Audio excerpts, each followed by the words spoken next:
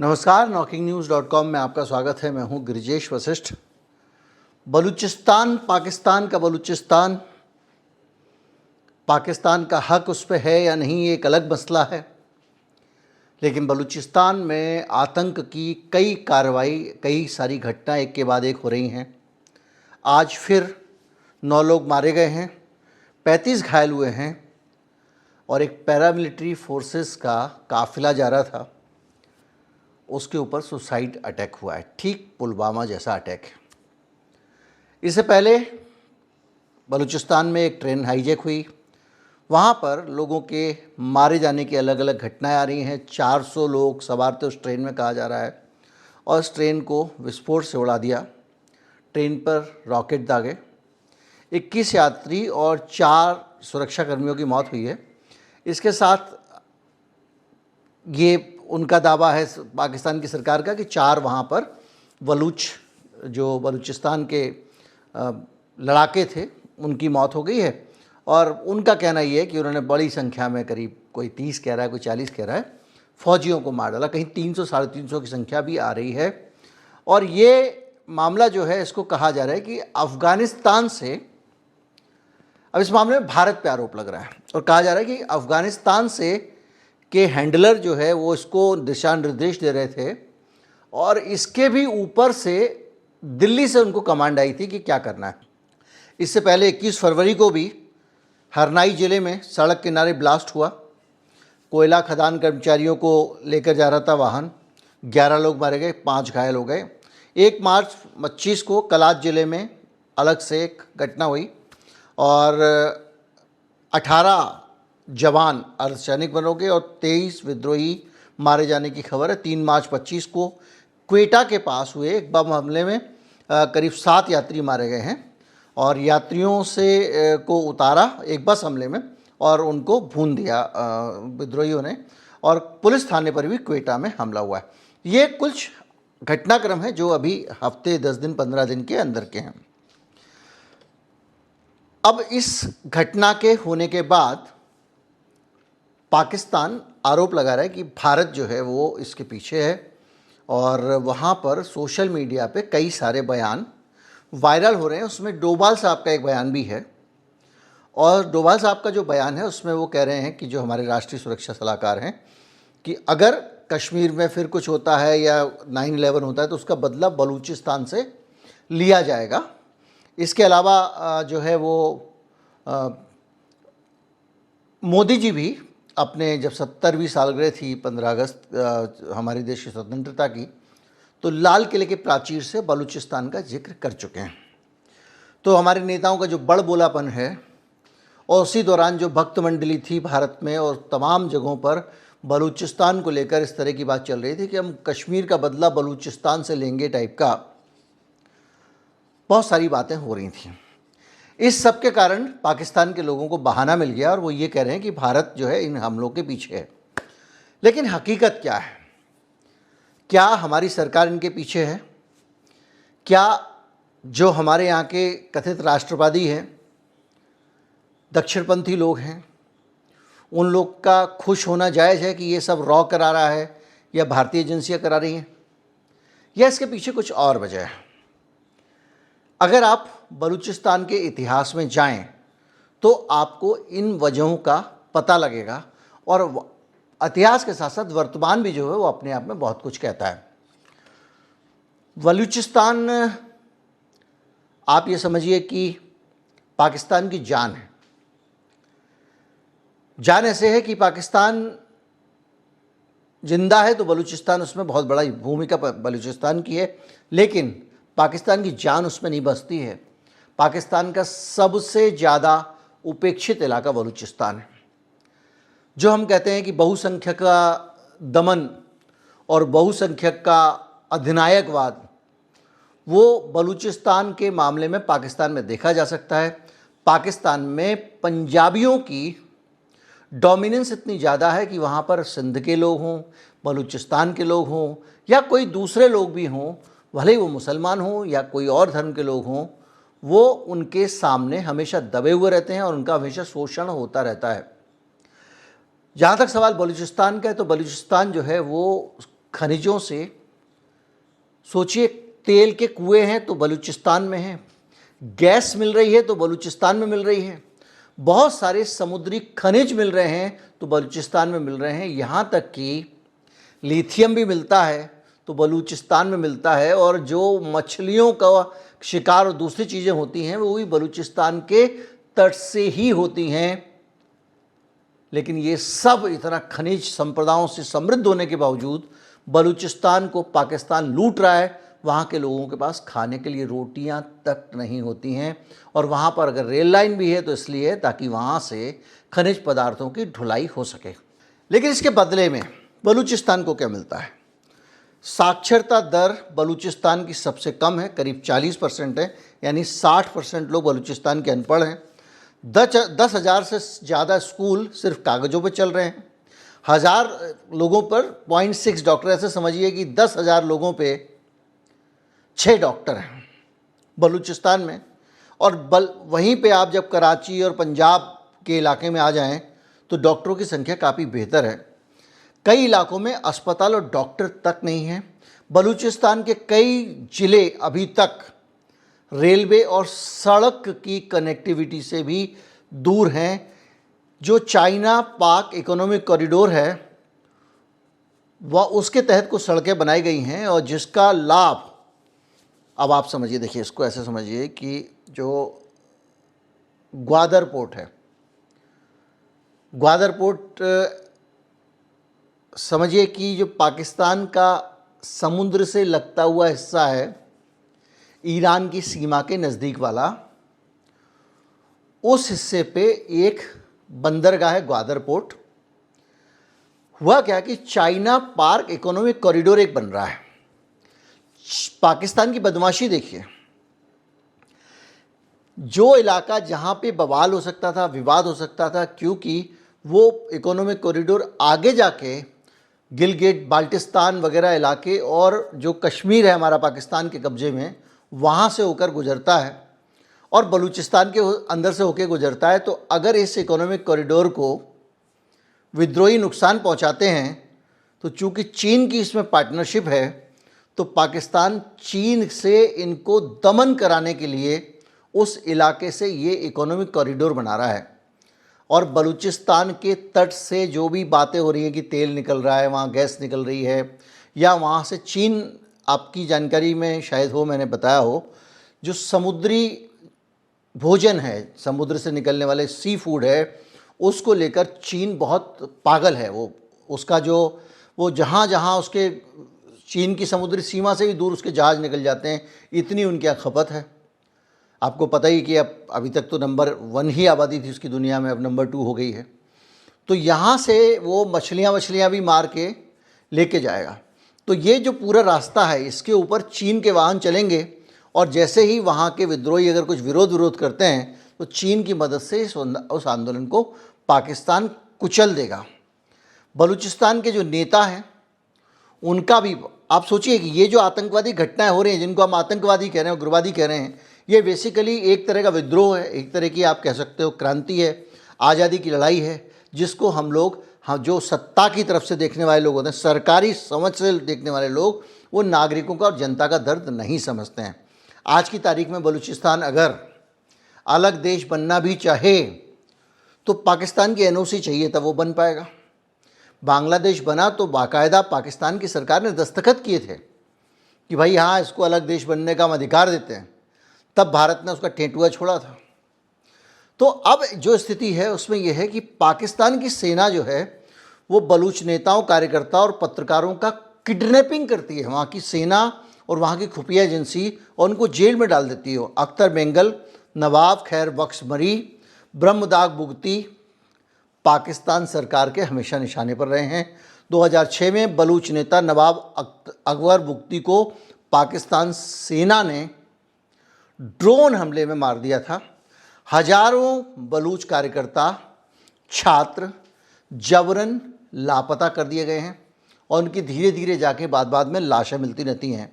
और वहाँ पर पाकिस्तान की जो ISI है उसकी बर्बरता जनता के ऊपर चलती रहती है। उनको किसी भी बहाने से, किसी तलाशी के बहाने से गांव जाते हैं, कस्बों को जला देते हैं, लोगों को यातनाएं देते हैं, हत्या करते हैं। इस तरह की तमाम सारी चीज़ें हैं। 2016 में कई बलूच कार्यकर्ताओं ने भारत में शरण ली थी और मानवाधिकार हनन का मामला बताया था। ये भी एक कारण हो सकता है भारत पर शक होने का, भारत का नाम लगाने का। लेकिन अभी तक की जो स्थिति है उससे आपको ये अंदाज़ा लग गया होगा कि वहाँ पर जो गुस्सा है पाकिस्तान के प्रति, वहाँ कारण मौजूद हैं गुस्से के। उसको भारत बोलेगा तो भड़क जाएंगे, नहीं। वो भूखों मर रहे हैं, उनको इलाज नहीं है, उनको शिक्षा नहीं है, बेहद रेतीला इलाका है, रेतीला और धूल भरा इलाका है और कुछ भी नहीं है वहाँ पे। जबकि वहाँ से खोद खोद के पाकिस्तान पता नहीं क्या क्या लाता रहता है। तो ऐसी स्थिति में जाहिर बात है कि पूरा का पूरा जो बलूचिस्तान का इलाका है वो गुस्सा करेगा। लेकिन बलूचिस्तान के लोग क्यों नाराज हैं और बलूचिस्तान के लोग आज़ादी क्यों चाहते हैं और पाकिस्तान बलूचिस्तान को वंचित क्यों रखा हुआ है, इसके भी कई कारण हैं। बलूचिस्तान को पाकिस्तान ईरान की सीमा पर एक तरह का बफर जोन भी बांधता है कि कभी कोई दिक्कत होती है ईरान की तरफ से तो बीच में उनको बलूचिस्तान को पार करके आना पड़ेगा। बलूचिस्तान के विद्रोही भी कई बार ईरान की सीमा में चले जाते हैं और वहाँ की नज़र से लड़ाई लड़ते हैं। अब अगर आपको ये समझना हो कि बलूचिस्तान के लोगों की आज़ादी की लड़ाई कितनी जायज़ है, भाई अगर खाने को नहीं मिल रहा है, सब कुछ हो रहा है, तो आप आज़ादी की बात नहीं कर सकते। ये भी कुछ लोग कह सकते हैं कि भाई आप पाकिस्तान की सरकार के ख़िलाफ़ आवाज़ उठाओ, मांगो खाना। ये आज़ादी क्या होता है? ये तो पृथकतावादी हो गया। लेकिन ये पृथकतावादी नहीं है। दरअसल जो बलूचिस्तान का इतिहास है वो ये बताता है कि बलूचिस्तान को ज़बरदस्ती अपने देश में मिलाया गया था। बलूचिस्तान पाकिस्तान से अलग देश आज़ाद हुआ था, उसको कब्ज़ा कर लिया, उसके नेताओं से ज़बरदस्ती दस्तखत करा के बलूचिस्तान को पाकिस्तान में मिलाया जिन्ना ने। पूरा इतिहास अब समझते हैं। लेकिन इतिहास पे जाने से पहले बलूचिस्तान की समृद्धि का और नज़ारा ले लेते हैं। सोना, तांबा, गैस, कोयला, क्रोमाइट, यूरेनियम, शीशा और लोहा। आप सोचिए, इतनी जगह, एक ज़मीन पे इतनी ज़्यादा चीज़ें, दुर्लभ। तेल भी मिल रहा है, गैस भी मिल रही है, सोना भी मिल रहा है, ग्रेफाइट भी मिल रहा है, यूरेनियम भी मिल रहा है। इतनी ज़्यादा समृद्ध जगह, कोयला भी है, दुनिया में कहीं नहीं हो सकती जो वहाँ पर है। 700 किलोमीटर लंबा समुद्री तट है, अरबों रुपए की मत्स्य संपदा है जो मैंने बताया आपको, और इसके साथ साथ ग्वादर पोर्ट जो है वो अरबों डॉलर की व्यापारिक संभावनाओं से भरा हुआ है। उसी के ठीक बगल में जो हम चाबहार पोर्ट बना रहा है ईरान, भारत बना रहा है ईरान के तट पे, बगल में है। इधर पाकिस्तान का ग्वादर, फिर सीमा, फिर ईरान उसका कोर्ट, ऐसे बगल में। खैर, अब हमको इतिहास में जाते हैं और चलते हैं कि क्या हुआ था और किस तरह से पाकिस्तान ने वो हालात पैदा किए जिसके कारण आज बगावत हो रही है।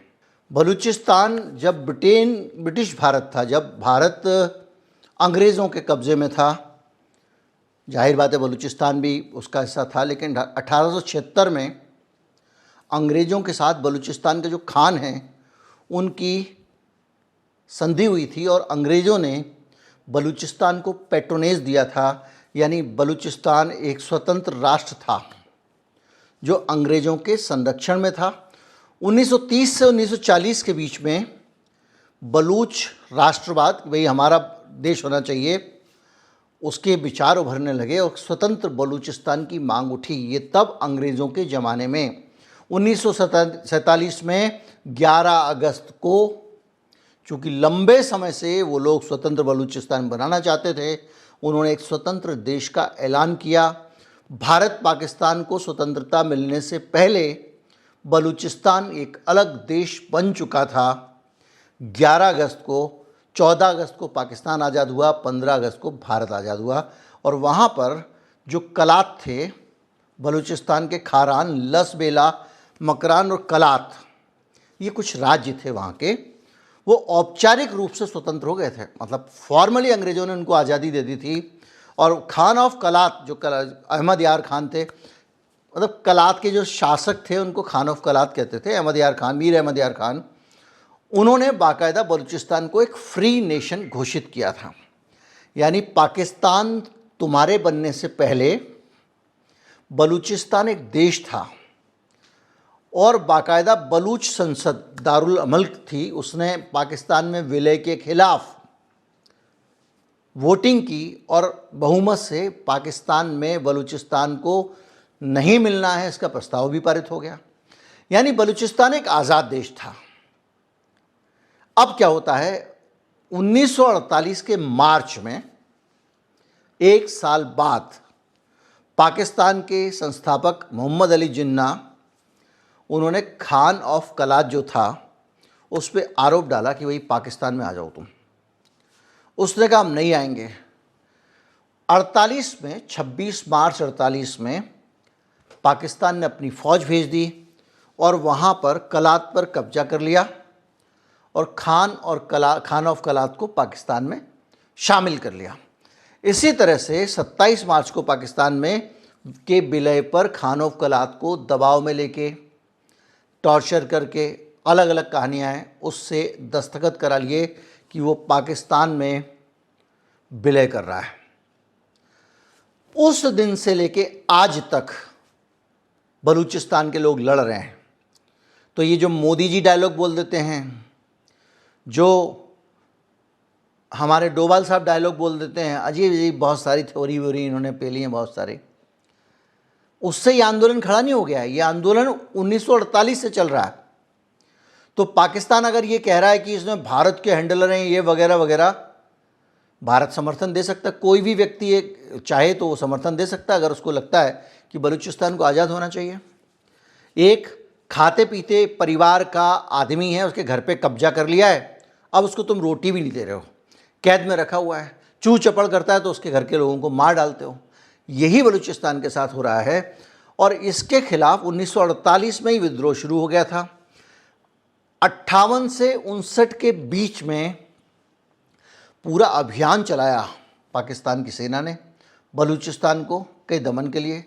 जुल्फ़िकार अली भुट्टो जब आए 73 से 77 के बीच में, उन्होंने सैन्य कार्रवाई की। बड़ी संख्या में बलूच जो हैं, वहाँ के जो मूल निवासी, जो वहाँ के निवासी हैं, उनको निर्वासन झेलना पड़ा, बेचारे भाग गए छोड़ के अपना देश को।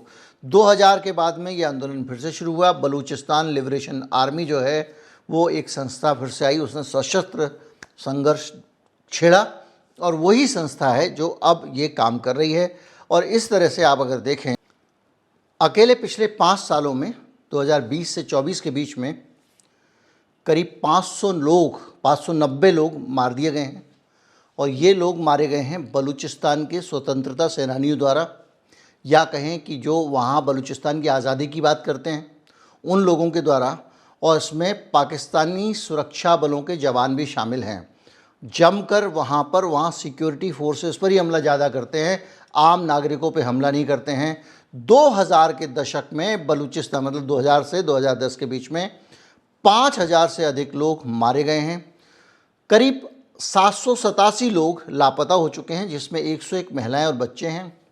जेलों में बंद लोगों की कोई संख्या नहीं जानता है, क्योंकि पाकिस्तान ये जो काम कर रहा है ये कोई ऐलानिया नहीं कर रहा है, नंबर 1 में नहीं कर रहा है। अमेरिका का समर्थन इसको मिलता रहा है, बहुत सारी चीज़ें हैं और जो ये बताती हैं कि वो अपने आप में बड़ी लड़ाई बलूचिस्तान के लोग लड़ रहे हैं। तो इसलिए आज आपको जब कोई घटना दिखती है कि ट्रेन पे हमला करके सेना के जवान मार दिए, सिक्योरिटी फोर्सेस के लोग मार दिए, दिखने में वो हिंसक लगता है, लेकिन अहिंसक आंदोलन को कभी भी उन असहमतियों को पाकिस्तान ने सम्मान नहीं दिया। इसलिए ये एक लंबी लड़ाई है, ऐसे ही चलेगी और चलती रहेगी। भारत जैसे लोग, जो देश के जो नेता हैं, उनको अपने मुंह पर ताला लगा के रखना चाहिए, क्योंकि इन सब का एक एक्सक्यूज़ मिलता है एक ऐसे देश को जो आतंकवाद को पालता है, और वो आखिर में जाकर भारत पे जब भी कोई आतंकवादी हमला करेगा, बलूचिस्तान का बहाना मिल जाएगा, एक नैतिक ताकत उसको मिल जाएगी। इसलिए भारत के नेताओं को अपना मुंह बंद रखना चाहिए, चुप रहना चाहिए। ये पाकिस्तान का इंटरनल मामला है और अगर बलूचिस्तान के लोगों को समर्थन भी देना है तो नैतिक समर्थन देना चाहिए। अगर डोभाल साहब ऐसा बयान देंगे कि भाई पाकिस्तान ऐसा होगा तो वहाँ ये करेंगे, तो क्या आप जो है वो कश्मीर में वो हमला नहीं करते हैं तो बलूचिस्तान के लोगों पर जो दमन अत्याचार हो रहा है उसको आप होने देंगे, उसका समर्थन नहीं करेंगे? ऐसे बहुत सारे सवाल हैं। उम्मीद करता हूँ इस पूरी समस्या को आप समझ गए होंगे, और अगर समझ गए हों तो ज़्यादा से ज़्यादा लोगों तक पहुँचाएं। चैनल को सब्सक्राइब कर लें। नमस्कार, जय हिंद।